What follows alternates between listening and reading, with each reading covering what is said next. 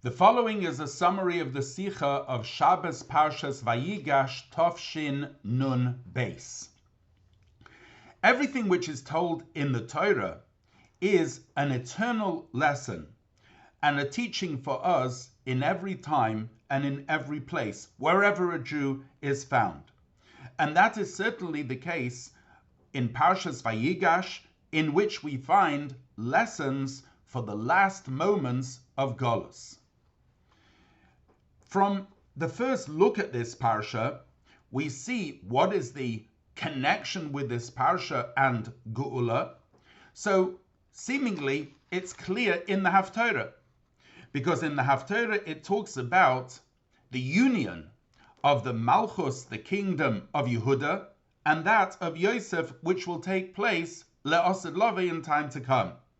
As it says in the Haftorah, Kach lecha eitz echad, v'kosav olav liYehuda, take one tree and write on it Yehuda, or lekach eitz echad, v'kosav olav liYosef, and take another and write Yosef, v'karav oisam echad el echad, and join them together, lecha eitz echad, for you one tree, Kayamar Hashem, so says Hashem, Ani loikeach es b'nei Yisrael mi bein hagoyim, I take the Bnei Yisrael from the nations, Ashal holchu sham, v'kibatzti oisam misaviv, v'asisi oisam legoy echad, u'melech echad yeh lekulam, v'David avdi nasi lahem la'olam, v'yodu agoyim ki ani Hashem.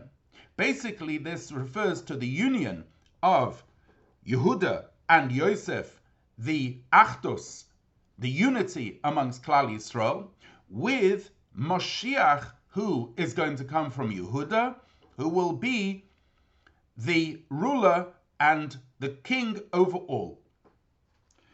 However, in addition to the fact that the Haftorah really only speaks of the situation, how it will be in time to come, and it seemingly doesn't give a instruction for this time. However, what is more astonishing is that what comes from the Haftorah seems to be contradictory to that which it says in the Parsha. Because in the Parsha, where you have the drawing near of Yehuda to Yosef, it seems that Yehuda is below Yosef, Yosef is the ruler, Yehuda refers to him with the terms, Bi Adoni, my master, Yedaber no avdecha, let your servant speak, which clearly implies that Yehuda is below the ruler, Yosef. Whereas the Haftorah, the Toichen Hafchi, it has an opposite content, that Yehuda is going to be the king, Mashiach, over Yosef. So we'll be able to understand the connection between the two by having a look at the contrast between the beginning and the end of the Sedra itself. In the beginning of the Sedra, it says, beginning of the Sedra, it says, Vayigash elav Yehuda. That, as we've mentioned, that Yehuda is he's below Yosef and he's coming to ask Yosef. He's in a very difficult and a delicate situation. Whereas at the end of the Sedra, it says, Vayeshev Yisrael b'Eretz Mitzrayim b'Eretz Goshen, that the Yidden settled in Egypt in the land of Goshen, Vaye'achasu ba, and they settled there, Vayifru Vayirbu ma'od, and they multiplied exceedingly, which this emphasizes the tremendous strength of Yaakov and his sons, that they were able to settle in the best place in Mitzrayim, which is quite a different situation than the beginning of the Sedra. So we may pose the following, that even though the beginning of the Sedra seems to imply the strength of Yosef, however, if we think a little deeper into it, we'll actually see that what comes out from the beginning of the Sedra is the tremendous power and strength of Yehuda. Yosef then, it was not known to Yehuda who he was, but he was the Shalit al Haaretz, he was the ruler. Nobody could lift his hand. He was like Paroi. And Paroi was a Moshel Bekeeper, he was a superpower. Nevertheless, when it came to saving Binyamin, Yehuda wasn't nispoil. He wasn't excited about that. He didn't even ask permission from Yosef, but he drew near to him without asking permission, and he spoke harshly. Even though this was entering into a sakonas nefashos, a challenge possibly on his own life, and he could have been tremendously punished for the chutzpah of drawing near to speak to Yosef in such a manner. So we see from this that actually the beginning of the Sedra really expresses and articulates the tremendous power of Yehuda. And now we understand the connection between the beginning and the end of the Sedra. It was in fact the toikef, the strength of the Yehuda, that actually precipitates the fact that Yaakov and his sons can go down and live in Mitzrayim, not under the rulership of Mitzrayim, but being able to multiply exceedingly there. And that is in fact a hachana, a preparation of La'asad Lavi, when David Avdi Nasi Lehem La'olam, when Yehuda will in fact produce Mashiach, who is going to be the sole ruler. We still, however, need to understand the strength which Yehuda displayed was before Yosef revealed who he was. However, after Yosef revealed who he was, then seemingly you don't need the strength of Yehuda to inherit and to settle the land.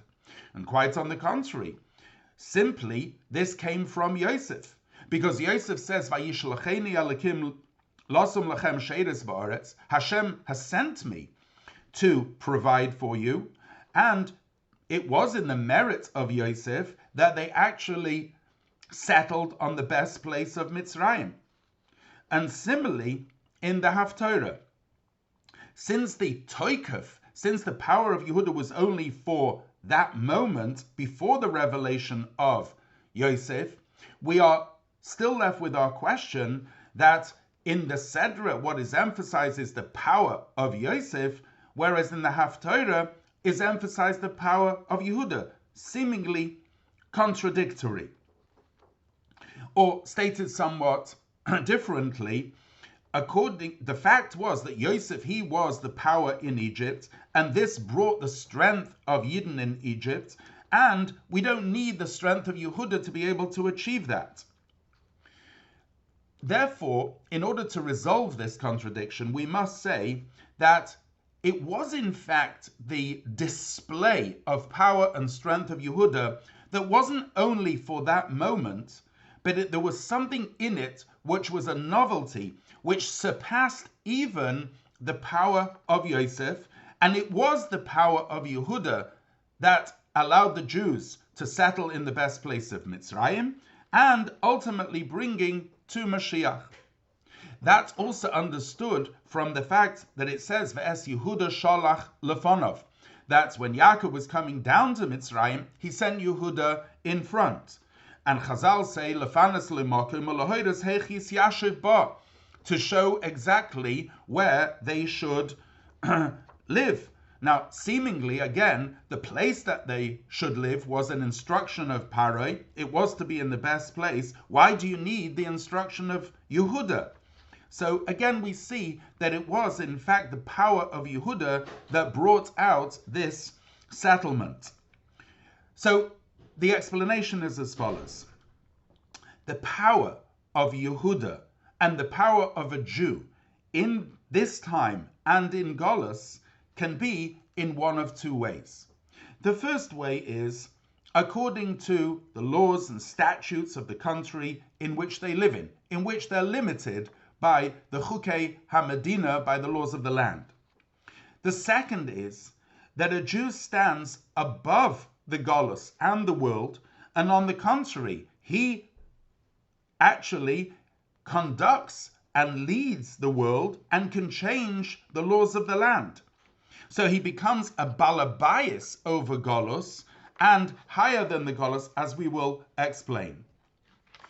We'll be able to understand this by looking and comparing the approach of Yehuda to Yosef by the approach of Mordechai in the Purim story. He was in a very similar situation. Then Achashverosh was the ruler, and nevertheless, even though the king had told everybody that they must bow down to Haman, Mordechai lo yichra v'lo yishtachave. Now, when it talks of the feast of the king, it says, Kein yisad hamelech la'asos kiritzoin ish v'ish. That the king instructed that the feast should be according to the desire of each man. The Gemara says, who is ish v'ish? Who is each man? Kiritzoin Mordechai v'Haman, according to the will of Mordechai and the will of Haman.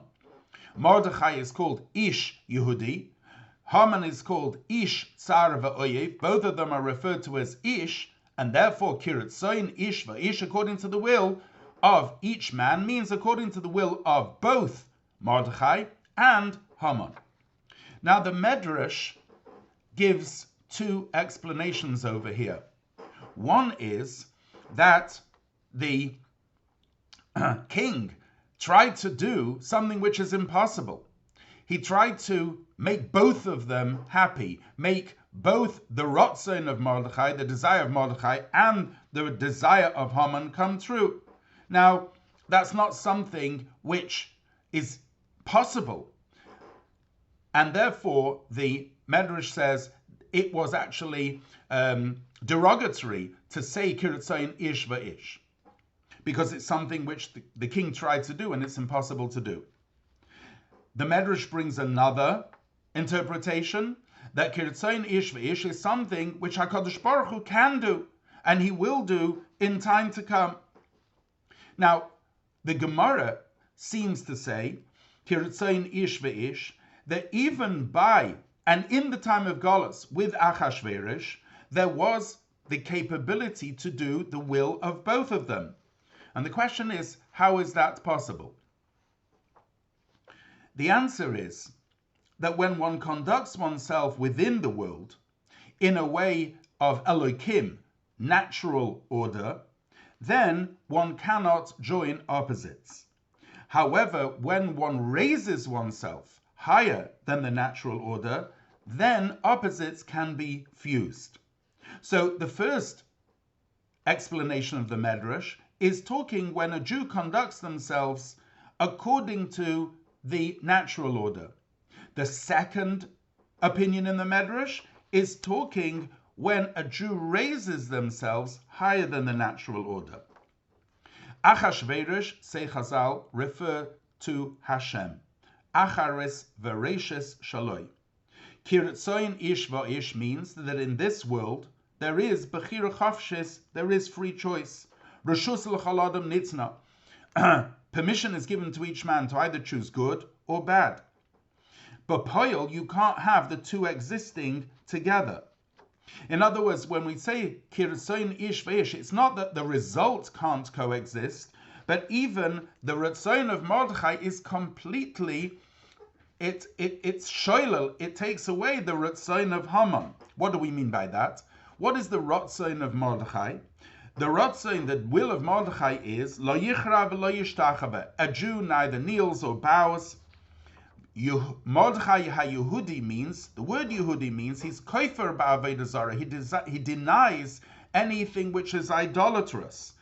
And avodah zarah doesn't mean pure idolatry, but it means avodah shezara loy, any avodah which is strange to a Jew, because a Jew is created to serve Hashem.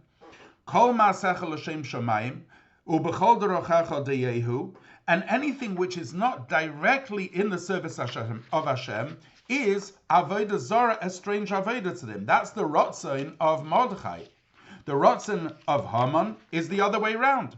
And Haman has a claim that since we are now in Golus and in this world, we have to conduct ourselves within the natural order.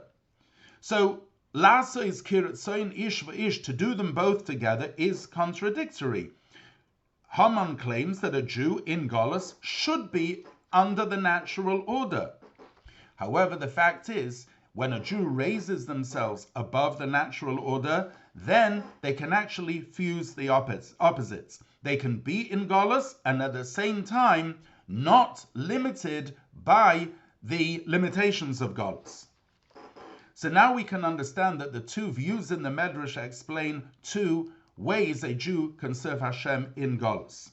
Since a Jew is sent in by Hashem into this world and into Golus, they are under the Dina de Malchusa Dina, the laws of the land. And seemingly then they have to also conduct themselves in matters of the land according to the Ritzoin, the will of Haman. When it comes to Torah and mitzvahs, that's obviously understood that nobody can interfere with the fulfillment of Torah and mitzvahs, even in the times of Golus. However, when it comes to matters of the world, one may think that one is under that influence. However, what the other opinion in the Medrash tells us is that it is possible, even in Golus, to fuse both together, that although we are within the restraints of Golus, we can lift ourselves higher than the Golus, and in fact have Kiritzoin ish v'ish, both of them together. If we display Mesiras Nefesh, like Mordechai did, he can transcend all the limitations of Golus, so much so that even he can annul the Gezerah, the decree of Haman. And therefore, this is given over to Jews in Golus, that they conduct themselves in a way which transcends the world, not only in Torah mitzvahs, but also in worldly matters. And certainly, in previous generations, where there were many limitations on Jews and gezeras and decrees, that was very difficult to do. But in our generation, as we'll soon explain, it is in fact completely dependent on the will of the Jew themselves. We can now return and understand the novelty and the chidush of Yehuda over Yosef. Yosef, true, was a ruler over Egypt, but he was appointed by Paroi, and therefore limited by Paroi. When we see Yehuda drawing near to him without asking any permission, transcending any moray of the palace, he lifted himself above the natural order, and therefore, although Kamoicha Paroi, he was approaching a man who was like Paroi, nevertheless, he could conduct himself with the greatest strength, and it was in the merit of that display of strength that ultimately brought about the settlement in Egypt in the best place, and eventually led to Vayechi, to them living there a true, fulfilling material and spiritual life. And now, therefore, we understand the connection between the Parsha of Vayigash and the Haftorah, because Yehuda comes from the word Hoidah Lashem, complete bitul, nullification to Hashem. Yehuda connects with the transcendent order, that which is higher than the world. And that is a preparation for Geula. And then, by the Geula, what will be revealed is the Toikef, is the great strength of a David Avdi, which Mashiach will have an effect on the nations to transform them, Oz Epech Alamim Likre Kulam B'Shem Echad, transforming them all to serve Hashem.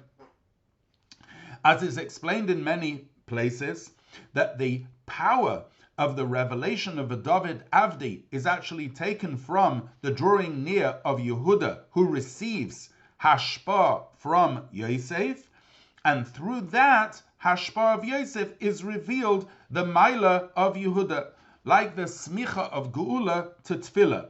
The Tfilah, which is Malchus, and Yehuda is drawn and taken from Yosef, which is the Sphira of Yesod, until it becomes a Geula, Arichte along Geula. So we see, therefore, that not only do we focus on the bittul of Yehuda, but that actually results in the toikef, in the great strength of Yehuda.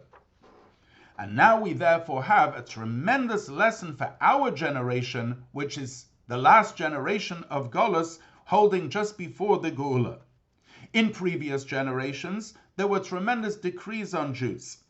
However, in our generation, permission has been given for a Jew to conduct themselves with the greatest strength, mit der größte Breitkeit, both in America, which is a Malchus of Chesed, and also in other lands, even those which previously there have been tremendous decrees on Jews.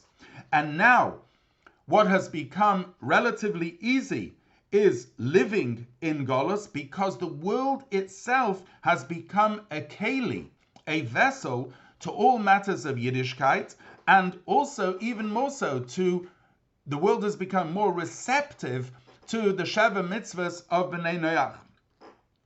As the Rebbe, the Frierdiker Rebbe, has already told us that we've already finished all the preparations of Geula, we now just need to bring the Geula b'poel in the world, to open our eyes and see the Geula, and the world itself demands of each Yid that they should be in a situation ready for Geula.